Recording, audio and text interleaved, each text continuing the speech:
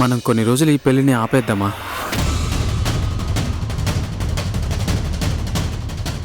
ఇంత త్వరగా ఎందుకని? అసలు ఏం మాట్లాడుతున్నావు అవినాష్ నువ్వు? ఇప్పటికే మన పెళ్లి చాలా ఆలస్యమైంది, నువ్వు ఇంకా ఎందుకు వద్దంటున్నావు? తను అడుగుతుంది కదా, జవాబు చెప్పు. ఎప్పటి నుంచో నీ పెళ్లి విషయం మాట్లాడుతున్నావు. ముహూర్తం పెట్టడానికి పంతులు గారు వచ్చేశారు. ఇంకా ఆలస్యం చేయమంటున్నావు ఎందుకు? కొన్ని రోజులు ఆపుదామని అంటున్నాను, అంతేగాని పెళ్ళొద్దని కాదు. అవినాష్,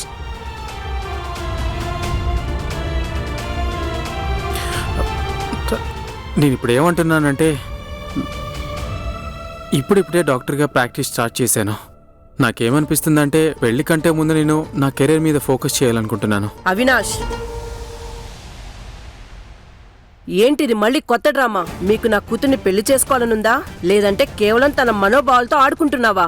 అంటే నన్ను తప్పుగా అర్థం చేసుకుంటున్నారు. నేనేం తప్పుగా అర్థం చేసుకున్నాను? ఇప్పుడు నువ్వు పెళ్లిని వాయిదా వేయమంటున్నావు, తర్వాత ఏమో నాకు అసలు పెళ్ళే వద్దంటావు. ఇలా మాట్లాడకపోతే నన్ను ఇంకెలా మాట్లాడమంటావు? ఇంకా చాలు ఊర్వశి.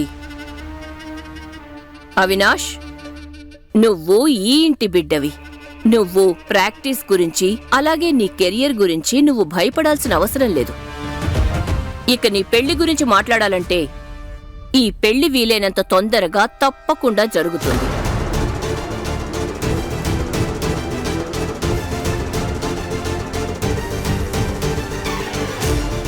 పంతులు గారు, మీరు ముహూర్తం చూడండి. అలాగే.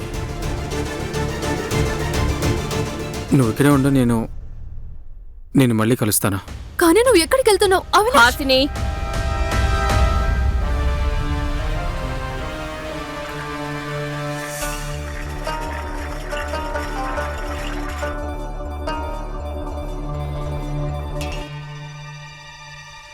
ఏ అమ్మాయి, ఇదేం బ్రేక్ఫాస్ట్ తీసుకొచ్చావు నువ్వు? ఇదేంటి, దీన్ని ఎవరైనా టీ అంటారా? మీరొక్కసారి ఈ అల్లం వేసిన మసాలా టీ తాగండి, మీకు తెలియకుండానే బలం వచ్చేస్తుంది. ఎంత రుచిగా ఉంటుందంటే ఒకటి కాదు మొత్తం మీరే తాగిస్తారు. అలాగా? అయితే నేను ఏం తినాలో ఏం తినకూడదో నువ్వు నాకు నేర్పిస్తావా? లేదు లేదు, నేనేది నేర్పించాలనుకోవడం లేదు. నాకు తెలిసింది ఒకటే, నిమ్మకాయ టీ వల్ల కడుపు చల్లగా ఉంటుంది, అల్లం టీ వల్ల మనసు చల్లగా ఉంటుంది. మీగడితో చేసిన టీ సంపదనిస్తుంది, పొద్దున్నే తాగేటి తాజాదనం తెస్తుంది, సాయంకాలం టీ అలసట తీరిస్తే పక్కింటి వాళ్ళతో తాగేటి కబుర్లు తీసుకొస్తుంది, అదే చాయ్ పోలీసులకు ఇస్తే ఆపద నుంచి కాపాడుతుంది. ఇక చాలు చాలు ఆపు. నువ్వు ఇలా టీ గురించి మాట్లాడుతూనే ఉంటావా? అయినా టేస్ట్ చేయడంలో తప్పేం ఉండదు కదా. తీసుకోండి తీసుకోండి.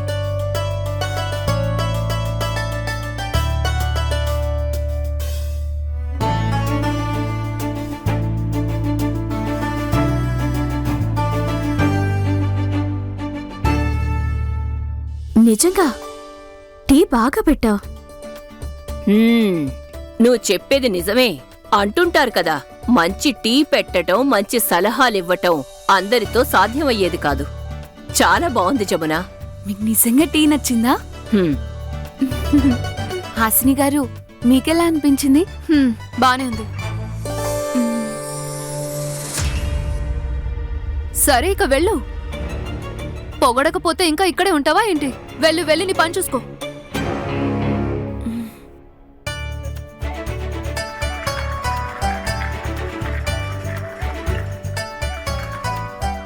శభాష్ సౌందర్య, అద్భుతం చేసావు.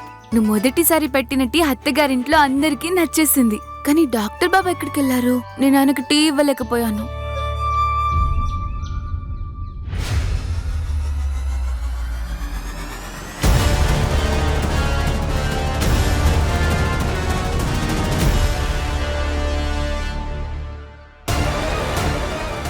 బాలా అన్నయ్య వచ్చారా?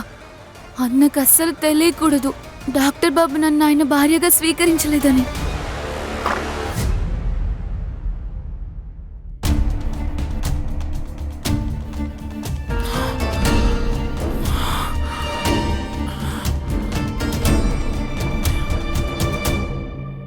బావగారు నమస్కారం. ఎలా ఉన్నారు? నేను బోలాని మాట్లాడుతున్నాను.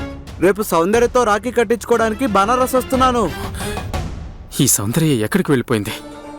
హాసినికి మెసేజ్ డెలివరీ అవ్వలేదు, తనతో చెప్పలేను కూడా. అందరితో కలిసి కూర్చొని పెళ్లి కోసం ముహూర్తం చూస్తోంది. పైగా బాలా కూడా కపూరియా నుంచి వస్తున్నాడు. నా చెల్లి ఎక్కడైనా అడిగితే ఏం సమాధానం చెప్పాలి? ఇంట్లో వాళ్ళకు నా పెళ్లి జరిగిందని తెలిస్తే వాళ్ళకి ఏం సమాధానం చెప్పాలి? ఎట్టి పరిస్థితుల్లోనూ సౌందర్య ఇక్కడ లేదన్న విషయం బాలాకి తెలియకూడదు.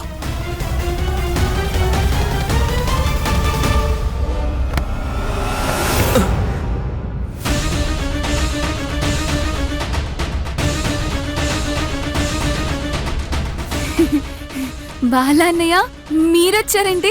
సౌందర్య, ఎలా ఉన్నావు నువ్వు?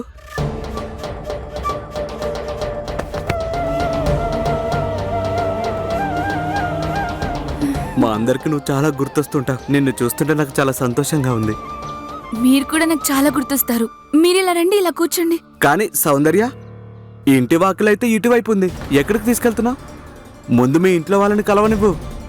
బాలా అన్న, మీరు ఇంట్లో వాళ్ళని కలుద్దురు. నువ్వు ముందు ఇంటినైతే చూడు. అంటే ఇంటిని ఒకసారి బయట నుంచి చూడండి. రండి, నేను మీకు ఇంటిని చూపిస్తాను. రండి రండి రండి రండి అన్నయ్య, నేను మీకు చూపిస్తాను కదా. రండి. ఎక్కడికి తీసుకెళ్తున్నావు సౌందర్య? ఇలా రండి, ఇలా రండి.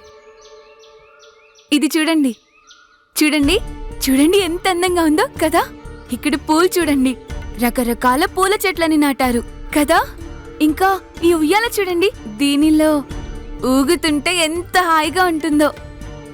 రండి రండి, ఒకసారి మీరు కూడా కూర్చోండి. రండి అన్నయ్య, రండి రండి బాలా అన్నయ్య, కూర్చోండి. మీరేం ఆలోచించకుండా హాయిగా కూర్చోండి. మీకు ఎలా అనిపిస్తుంది? నాకు బానే అనిపిస్తుంది, కానీ నేను ఈ పెరడ చూడ్డానికి, ఉయ్యాల ఊగడానికి వచ్చానా? నిన్ను కలవడానికి వచ్చాను నేను. అయితే మరి నన్ను కలిసారు కదా. కానీ బావగారు ఎక్కడున్నారు? ఆయన ఎక్కడున్నారు? అలాగే మీ అత్తగారు, నేను వాళ్ళను కూడా కలవలేదు. పద, బావగారు ఎక్కడా? అయ్యో బాలాన్నయ్య, బాలాన్నయ్య ఆగండి ఒకసారి. ఈ రోజు రాఖీ పండుగని మర్చిపోయాను. కానీ నేను మర్చిపోలేదు. చూసావా, ఏ చప్పుడు లేకుండా నిన్ను ఆశ్చర్యానికి గురి చేశాను. ఇచ్చుడు, రాఖీ అలాగే మిఠాయి కూడా తీసుకొచ్చాను. బాలాన్న, ముందు మీరు ఒకసారి కూర్చోండి. మీరు ఇక్కడ ప్రశాంతంగా కూర్చోండి. నేను లోపలికి వెళ్ళొస్తాను, మీరు ఉయ్యాలోగుతుండండి. ఎక్కడికి వెళ్తున్నావు సౌందర్య? ఇప్పుడే వస్తాను. ఇక్కడ చాలా బాగుంది. మా సౌందర్య ఎంత మంచింటికొచ్చిందో. బాలా ఇక్కడికి ఏ క్షణమైనా రావచ్చా? తన ఇంట్లోకి రాకముందే నేను బయటికి వెళ్ళి చూస్తే మంచిదే. లేదంటే అందరికీ నా బలవంత పెళ్లి గురించి తెలిసిపోతుంది. ఒకవేళ నేను అందరూ చూసేలా కిందకొచ్చి ఇలా బయటికి వెళ్ళిపోతే అందరికీ అనుమానం వస్తుంది.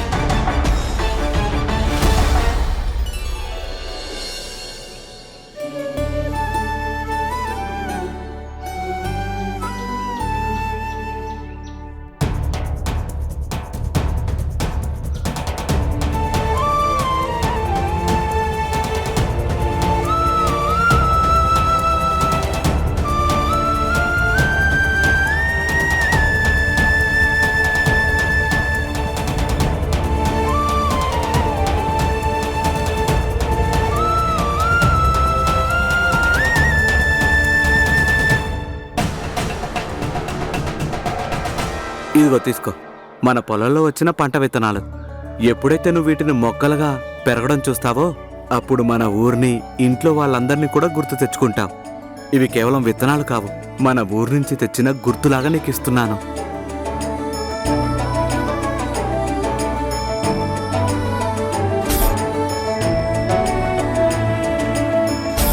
అమ్మా, నేను మళ్ళీ లోన్ కోసం అప్లై చేస్తాను. నాన్నగారి పొలం శక్తి సింగ్ నుండి ఎలాగైనా వెనక్కి తీసుకొస్తాను.